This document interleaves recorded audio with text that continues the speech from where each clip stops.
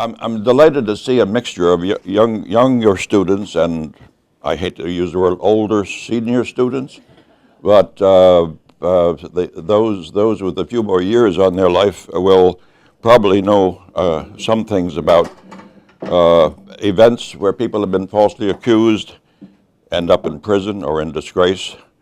I never expected to get into this business, which I call the kind of an adjunct of the criminal justice system, where a number of people, such as Barry Scheck and Peter Neufeld and others, Innocence Project, are engaged, and Emily, who is a colleague on the Center for Reason and Justice in Boston.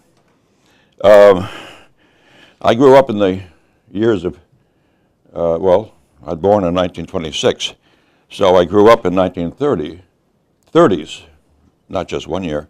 My feelings about the justice system were pretty positive because the cops were the good guys and the FBI, obviously the best of the good guys.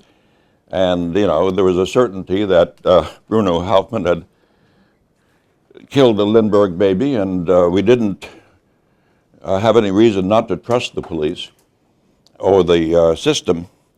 But, you know, one learns by experience. But in any event, my ambition was to be a foreign correspondent, and that was because of the terrible things that Hitler was doing to Europe and to particular people. As a matter of fact, I mentioned being in Budapest. Only days before, I was in Nuremberg, within feet of where Hitler ranted to crowds of 200,000.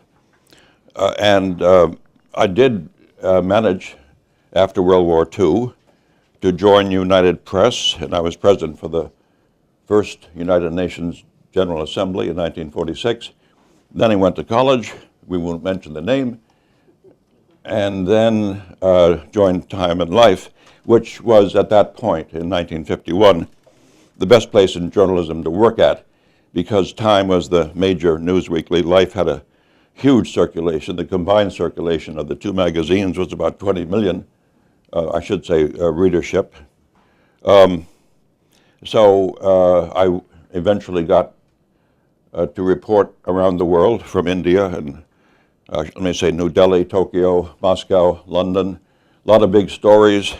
Greeting the Dalai Lama when he came out of Tibet, being in Moscow for the Cuban Missile Crisis. That was a big story. My hotel room was opposite the Kremlin, so what was America's #1 target? If the war broke out, the biggest story of my life, and I'd be dead. And then we moved to London, and I once went to Liverpool, and nothing to do there at night, except somebody said there are 4 guys playing some music in some place called the Cavern. So I wandered over. It was pretty loud. I was kind of fetching, and I left, and I missed the biggest story of my life because these were the Beatles before they became the Beatles. So anyway, my intention was to continue as a writer or a foreign correspondent or independently self-unemployed, writing about foreign affairs. But moving to, by the way, I'm a barefoot boy from Brooklyn, 22 Revere Place in Bedford-Stuyvesant, 15 minutes from Ebbets Field. But I wound up in a small town in northwest Connecticut. There are quite a few writers live up there in Litchfield County, including two who became great friends and colleagues on the Peter Reilly case, Arthur Miller and William Styron, to name 2. So in Kent, Connecticut, writing, I thought, the beginning of a book about India, where I had worked for 3 years, there was a murder, and pretty horrifying. In fact, it was the most bloodthirsty homicide in the history of Litchfield County, which is otherwise as peaceful as you can get. People mostly don't lock their doors. But the news was that 18-year-old Peter Reilly had come home and assaulted his mother. Her name was Barbara Gibbons. He never knew why he never knew his father, and never knew why his mother named him Peter Reilly. She once said she pulled it out of a hat. but he loved his mother. But apparently, as the news report said, he entered their little cottage and attacked her so savagely that she was stabbed and brutalized, raped, and her head was almost cut off. I mean, it was as bad as it could get. And the news said that the police had seen him as the suspect, and within 24 hours had got his confession.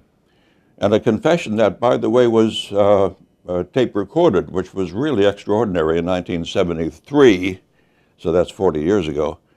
In any event, I read this with great amazement, that some teenager would kill his mother so brutally, and then, they got his confession. So I didn't question anything, except my children went to school with Peter, and they said that he couldn't possibly have done it. It wasn't anything. He was the least violent type of person or teenager they knew, and loved his mother.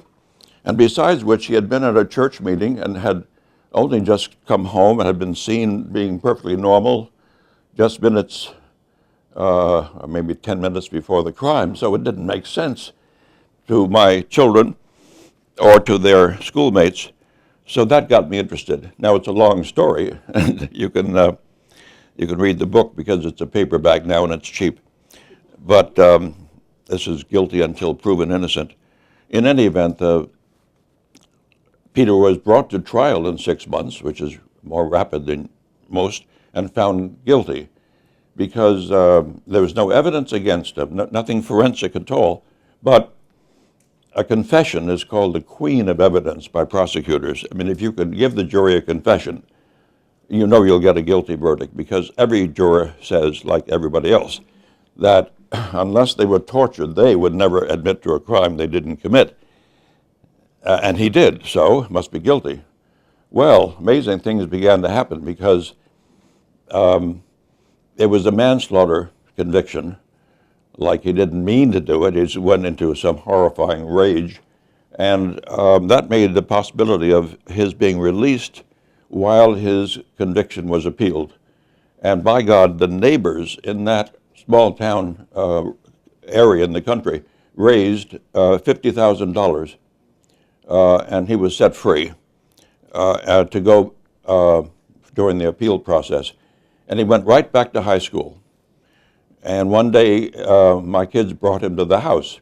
And here I am. This is a convicted killer hanging out with my kids. And in the high school, with the full approval of the principal, teachers, family members, faculty, I just thought this is an amazing story, because there's no evidence, but how did they get the confession? And that launched me into a career I never anticipated, which is the criminal justice system, otherwise known to me sometimes as a criminally unjust justice system. Peter Reilly was extremely lucky because he not only had the neighbors but who were backing him, but the newspapers caught on to this amazing thing. Small towns rise in defense of innocent of a boy who was convicted of killing his mother, and that made a lot of news, attracted attention. Finally got in a 2-part series in the New York Times front page, and Mike Wallace of 60 Minutes came up, did a 60 Minutes piece. One way or the other, Peter's predicament got such an amount of publicity that he was set free within 4 years. But even that was a struggle, because there had to be a hearing for a new trial, but the trial judge had the courage to say that, given new evidence that a miscarriage of justice had occurred in his own courtroom, so he gave Peter the right to a new trial. The prosecutor, still insisting that he was guilty, was in a fix, because he had no evidence, just a confession. But this time, unlike the trial, a new trial would explain why people confess, even if they're innocent. So he was in such a state of mind that he dropped dead on a golf course. A new prosecutor came in, and looked at the whole file and found some papers by reliable eyewitnesses, one of them a auxiliary state trooper, who had seen Peter Reilly 5 miles away driving his very distinctive car at the very time that he was supposed to be home killing his mother. And the jury had been lied to by the prosecutor. This was known as exculpatory evidence, pointing to innocence, and it had been concealed by the state police and concealed by the prosecutor. Well, that just blew the whole case out of the water. Peter was immediately set free. The judge set in motion a grand jury investigation, and ultimately there was a great criticism of the state police. But to this day, they refuse to admit they made a mistake. And over the years, the typical answer to reporters' questions would be, "We are satisfied with the results of the original trial." So they never investigated and never would investigate who killed Barbara Gibbons. And this is the sort of the thing that amazes me about all the cases I've been involved in, where the authorities rush to judgment, convince themselves they have the right suspect, and then when it turns out that they're wrong, won't admit they're wrong and do it right.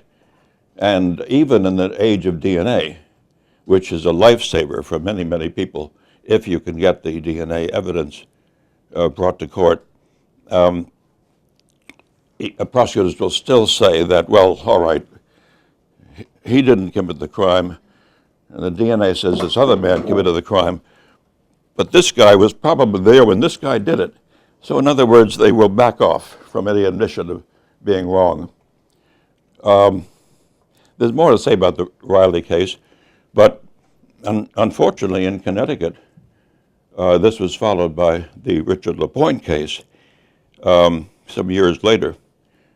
And of course, it wasn't the only wrongful conviction in my state, but it was particularly outrageous because Richard Lapointe, as you can find out by Googling the name, because there's a terrific website, is a person, we used to call him retarded, now it's mentally challenged. In any event, he was brain damaged. His wife's grandmother, 88 years old, had been attacked and murdered, her house set on fire. Police couldn't solve the crime, Manchester police. So after a couple of years, they renewed their investigation and thought maybe Richard could have done it. And they brought him into the interrogation room. And in 9 hours, they got 3 very confusing confessions, one of which sort of said, yes, I killed her, but I don't remember doing it. Well, that's a red flag if there ever was one, plus the lack of evidence. Now, unlike Peter Reilly, and typical of most of these cases, such as Marty Tankleff of New York, Long Island, who I know well. I was there when he was exonerated, and Marty talked here, I believe. Most cases like Marty's and Richard Lapointe's go on for maybe 1 or 2 decades before, if they're lucky, they are exonerated. And the Lapointe case is especially troubling because, again, this is taking advantage of a man with the mind of a 10-year-old and everything based on a confession and no evidence. But it has been like pulling teeth or something to get him into courts, and then we get a favorable ruling and it goes to a higher court and the prosecutors bring up new reasons, and one way or the other, but we finally, after more than 2 decades, thanks to a very persistent citizens group, we have been in the state Supreme Court, and we're waiting for a ruling for a new trial. That could come any time. And that, again, will present the prosecutors with a dilemma about a new trial, because this will be in the face of national publicity. So I expect Richard may be set free within months, finally. But then, of course, we have a problem. How does someone who's now 65 years old, who has lost his wife and his child and hasn't seen either of them for a quarter century, and he's incapable of doing any kind of job above being a dishwasher. So the citizens group, it's sort of like the Chinese phrase about be careful what you wish for. We wish for his exoneration, but now we have to be the support group for the rest of his life because he does need assistance. In any event, that case and other cases from Alabama to Illinois, many of them with the same themes, the rush into judgment, became my way of life. And I started doing this in these investigations on my own without being part of a group in 1973-74 because of the Reilly case. And that predates the Innocence Projects, the Center on Wrongful Convictions, the Centurion Ministries, and all the other organizations which now are in play and doing great work. And actually, in terms of a legal career, a lot of people are attracted to the idea of working to free the innocent, especially those on death row, because the satisfactions of seeing that justice is finally done and being there and being part of what it takes to set someone free is about as rewarding as anything you can think of in the legal system, even though it doesn't pay as much as it could. I'll be going to Toronto in 2 weeks for a conference by AIDWIC, which is Association in Defense of the Wrongly Convicted in Canada, which has had its own series of horrendous wrongman cases. And there'll be kind of a reunion with people like Barry Scheck and Peter Neufeld and others. And all of this experience, which is sort of like anyone else, maybe they'll put on my tombstone that he's the only foreign correspondent who ever segued into the justice system. Or maybe they'll put on my tombstone that we have a lot of Purple Martin houses on our property, which is getting too much publicity. But in any event, I expect to be doing a book on what I've discovered. Now, I've found that some very distinguished professors and other authorities have produced good books on what's wrong with a system that's often described as broken. But these are read by people already sort of, converted, preaching to the choir, who want to know more. And I would like to reach a mass audience, just because these cases should never happen, and most people should be able to relate to them. For one thing, we've all, one way or the other, surely in our childhoods, have been falsely accused, taking money out of grandma's pocketbook or stealing something from the drugstore. Even if we didn't do it, and make a case for our innocence, still, it hurts. And we've seen movies and read books about innocent people and what a tragedy it is for them and for their families. When you think about it, To Kill a Mockingbird is one of the best read books in the whole country. It's assigned to school children. And what's that about? Well, it touches on the fact that the Deep South for most of American history was a police state. And that plays out in that book because the black guy who's brought to trial has no hope of being acquitted. He has to be guilty because he attacked, supposedly, a white girl. And a white jury is not going to rule in favor of a black man. Well, anybody who reads that book ought to have some sense of something's wrong. These things happen, but maybe we say, well, it doesn't happen that often, so it's a human institution. The authorities are bound to make mistakes. But then we see a film like The Fugitive, which was based on a long-running series about a wrongly convicted, accused man looking for the killer, the one-armed man. And this great scene in where Tommy Lee Jones is pursuing Harrison Ford, who says, before he jumps off the cliff into the river, he says to the detective, "But I'm innocent." And the detective says, I don't care. I mean, that's not the point. My job is to arrest you. And then, the prosecutor will take care of that. So, in any case, the title I'm giving to this book, which is written mostly in my head, but I'm beginning to get it on paper, is Heroes, Wimps, and Scoundrels. Now that should shake people up, and that'd be some kind of subtitle, like a veteran journalist's adventures on the dark side of the justice system, which is what it amounts to. Because Arthur Miller once said at a conference we had for Richard Lapointe, the first false confession conference ever held in this country was in Hartford. And Arthur Miller is a liberal left-winger, accused by Senator McCarthy of all sorts of terrible deeds. And by the way, I covered Joe McCarthy's rampage when I was a very young reporter. Arthur Miller gets up and he says to this huge audience, "We need the police. We need their principled upholding of the law." Well, boy, we do need police. And the worst thing that can happen in any society is anarchy and the breakdown of law and order. You can't imagine a society that doesn't have some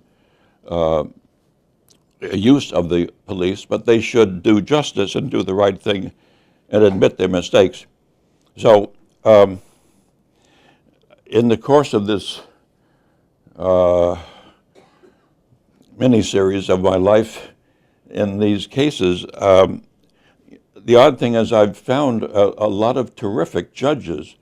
In the Reilly case, the judge went on to become the state Supreme Court Chief Justice because he was admired for doing the right thing.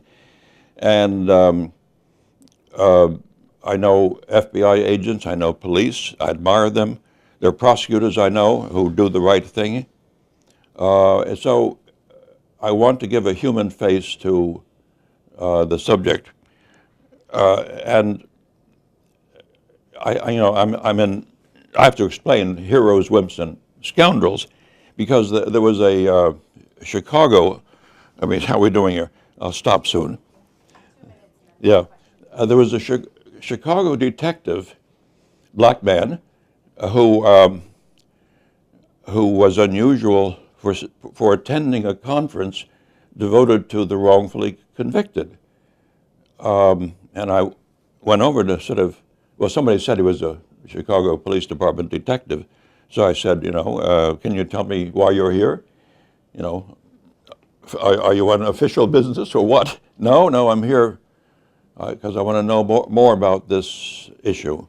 And the more we talked, the more I learned. And he said, for one thing, in police work, and he was long experienced in Chicago, where I once lived, and where there's been a history of corruption, and an amazing number of wrong man cases.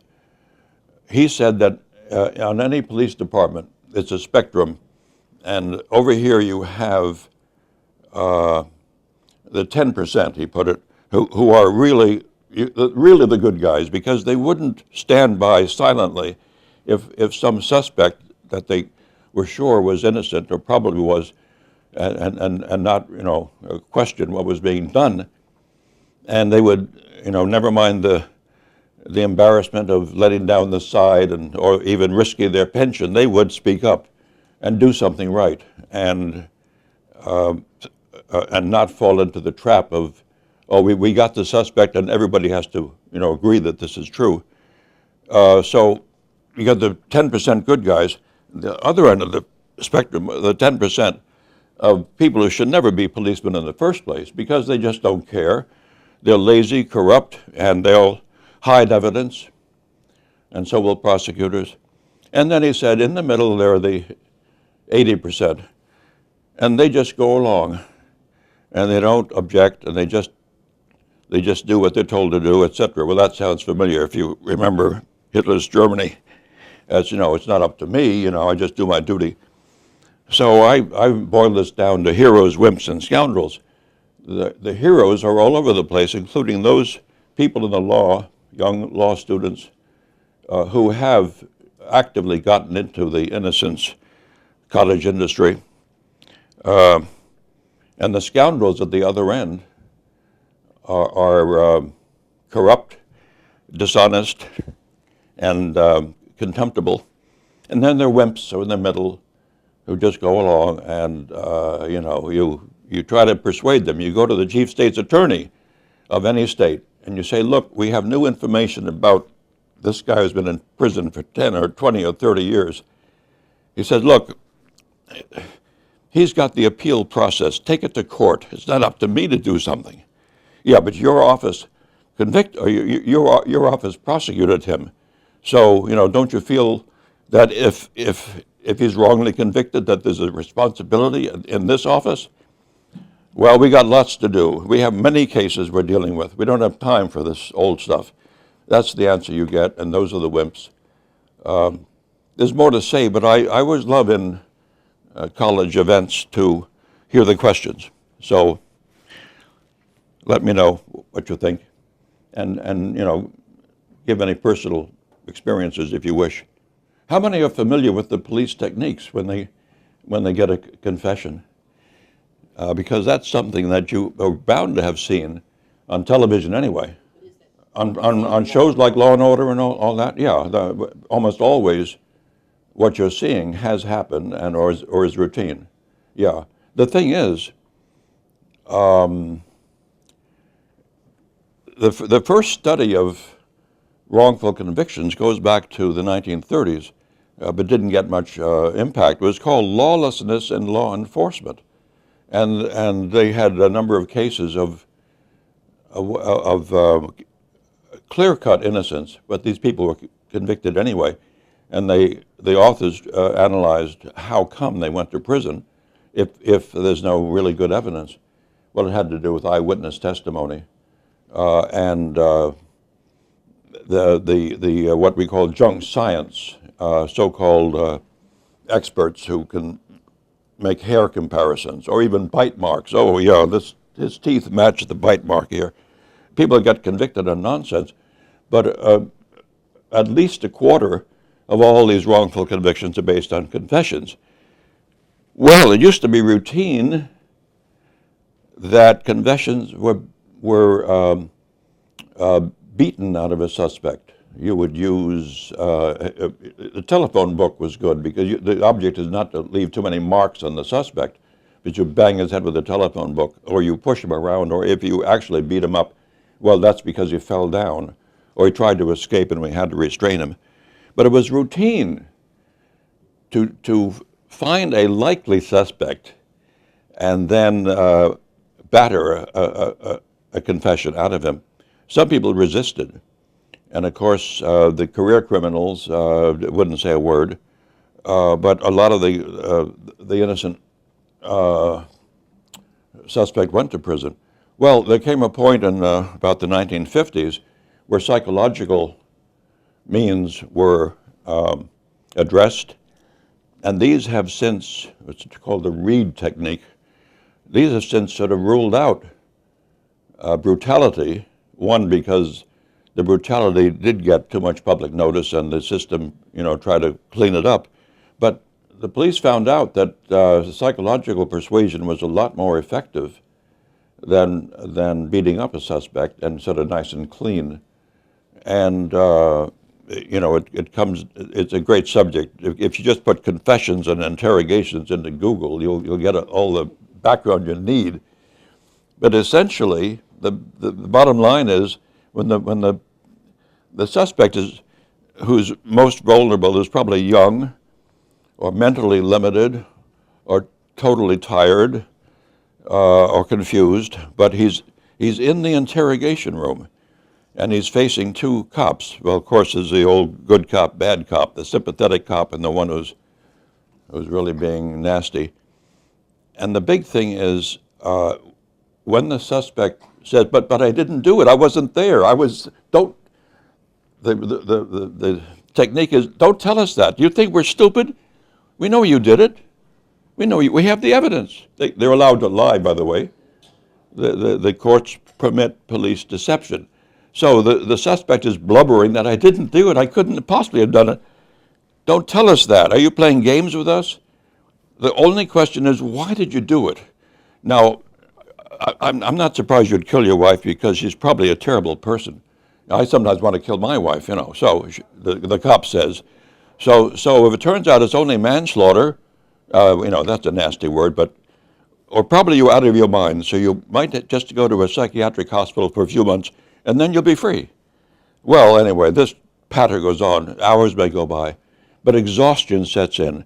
And almost every case of false confessions, certainly from young people, teenagers, and others who have grown up trusting the police, exhaustion sets in and they start telling themselves, look, if I just agree with them, tell them what they want to know, then I'll be able to get out of here, and then they'll find out that I didn't do it because there's no evidence I did it, and then they'll find the right guy, so it'll be okay.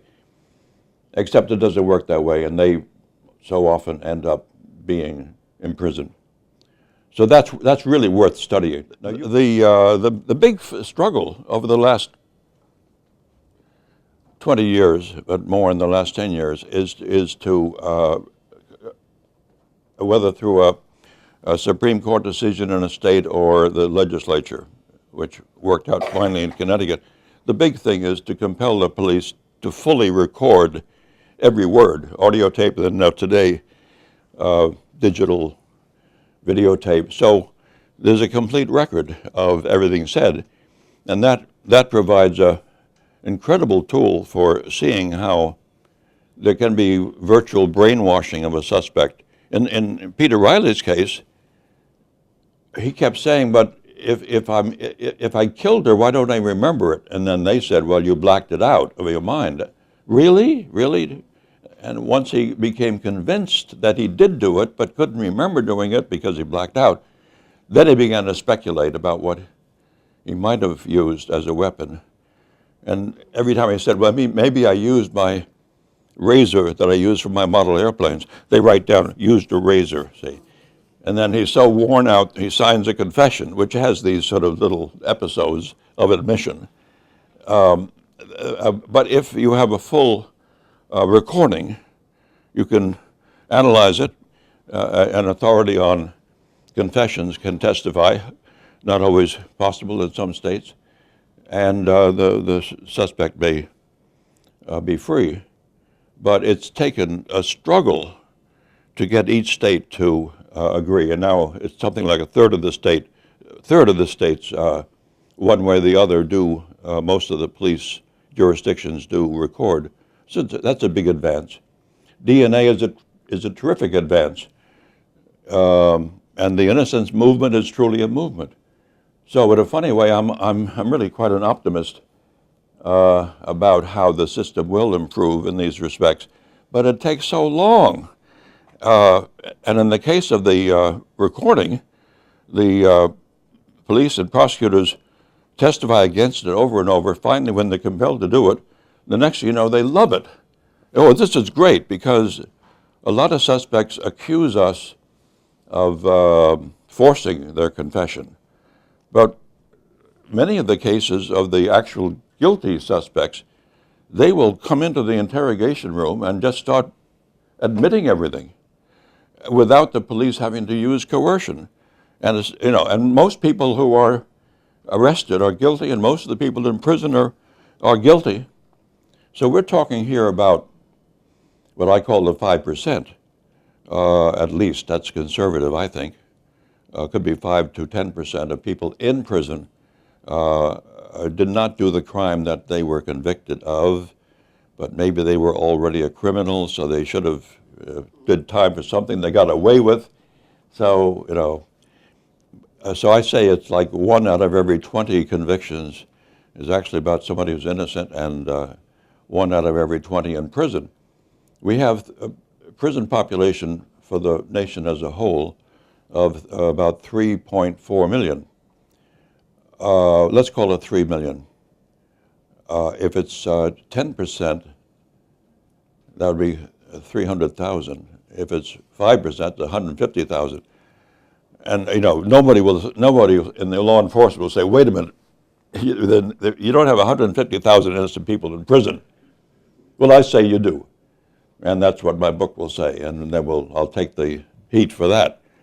But It's a bit like saying, we have a great airline out there and you can fly anywhere in the world, and we're very careful and safe. Of course, it's true that 1 out of every 20 flights crashes in flames.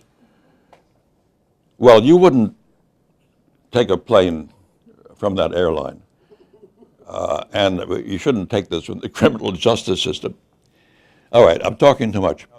If you've never heard about it, it's not your fault, especially if you don't live in Connecticut, because I once had a discussion with William Styron about this. I'm name dropping here, famous authors, but he actually was very much involved in reforming the system before he died. Same for Arthur Miller. And I finally, in the middle of this conversation, I had this sort of epiphany, because I had lived in Europe and my parents are Canadian, so I knew all about Canada. I said, wait a minute, when there's a major case in those countries, Sweden, France, England, there are national newspapers. It's all over the country. And Canada has several national newspapers that are read from Newfoundland all the way to Victoria. So there's national publicity. What happens in this country is that you can have a really awful case like Richard Lapointe, and except when 60 Minutes steps in and does something, it doesn't get national attention. And then this whole process of appealing the convictions and trying to get a new trial is not reported elsewhere. AP may pick it up, but most people don't know about it, don't read about it. In Richard Lapointe's case, we did get a lot of publicity. I wrote a book describing the case. We had a conference of experts at interrogations and confessions, but the state prevailed every time. The essence of the case is that Richard Lapointe, who, being mentally limited, was able to work as a dishwasher. He had a lovely wife who had her own physical problems, and they had a son who was well in all respects. And one day, they, little family of 3, went to visit his wife's grandmother. And then they came home that evening and had dinner, watched television. Well, between the time they visited her in the afternoon and went back to their own house a few miles away that evening, someone broke into her senior citizen complex apartment and attacked her viciously and left her for dead. I described this as it was an arson as well as stabbing and rape and everything else. Horrifying. And the police couldn't solve the case for 2 years until they went to him on a July 4th when he was preparing for a family barbecue. And they said, Richard, you were one of the first person who was, in fact, you went, when you were asked by the family to check on Mrs. Martin, you were the one who went to her house and smelled smoke, and you reported the case. So we need your help because we're trying to investigate. So this is the nice cop. So would you come up to headquarters? It'll only take an hour or two. Then you can get back to your July 4th picnic. He never did get back because they got him in the interrogation room and they told him that they knew he did the crime. And of course, no matter what he said, they kept overwhelming him. And then he had to go to the bathroom. They kept prolonging that. And finally, they let him go to the bathroom. Then he was hungry and they gave him a little bit of food. Anyway, 9 hours, 9.5 hours can wear almost anybody down. So he sort of gave them what they wanted to hear. And so he was arrested and was subsequently convicted because of the confession. Now, years later, even with all the activity of the Richard Lapointe, we call ourselves the Friends of Richard Lapointe, despite what we were up to, we still were not making any progress. I went to the police chief who had been in charge of the detectives at that time, and he was now retired, and I said, you know, do you really think Richard Lapointe is guilty? Now he's retired, so he said, well, no, I never thought so myself. And I said, in effect, you know, sort of carefully, you know, shouldn't you do something about it. Well, you know, I'm in a wrangle with the police union and the police department in Manchester about my pension. So he wasn't going to do anything until his pension was secure. Now, part of me says I don't blame him, you know, because you know, how many people are angels or heroes? So I let it, you know, I dropped that for a while, but after a while I went back to him and I said, are you willing to read everything I've compiled in the case and make up your mind for sure? And he agreed to. And then he read it, and then he called me and he said, well, you're right, he's absolutely innocent. And I said, may I quote you in a newspaper article? And he said, yeah, you can tell him that this is a terrible miscarriage of justice and he deserves a new trial. So, you know, that happened. That's where the case sort of stands. His quotation has been helpful in getting it to the Supreme Court.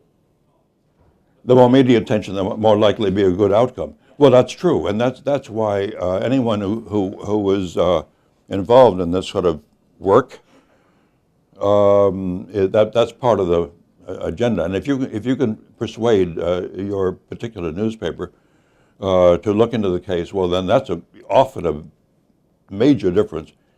You know, oddly enough, the Chicago Tribune was a very conservative newspaper in the days of Colonel McCormick, and would be the last publication to pay attention to claims of innocence. But they did a big turnaround about 20 years ago and have done magnificent stories about wrongman cases, and even investigated how many prosecutors ever are prosecuted for their mistakes or outright criminal actions, and how many ever are punished, therefore, you know, even go to jail. Minuscule number. There was a big thing only days ago about a Texas prosecutor who actually was found guilty and is going to spend a little time in jail. But a number of newspapers and some cities have been remarkable in how they've taken on these cases. But for the most part, there is a tendency in the first place to report what the police have to say, what the prosecutors have to say, and then if it's a tabloid like the Daily News or the Post, well, then you'll probably have headlines which suggest that the suspect is guilty. You know, in the Lindbergh case, when they arrested Bruno Hoffman because he had in his possession some of the money from the ransom, which doesn't mean that he actually killed the baby. The New York Daily News just said, Lindbergh baby killer found, you know, like, obviously he's guilty. The police caught him. So we have that bad reporting. Mostly it's indifference.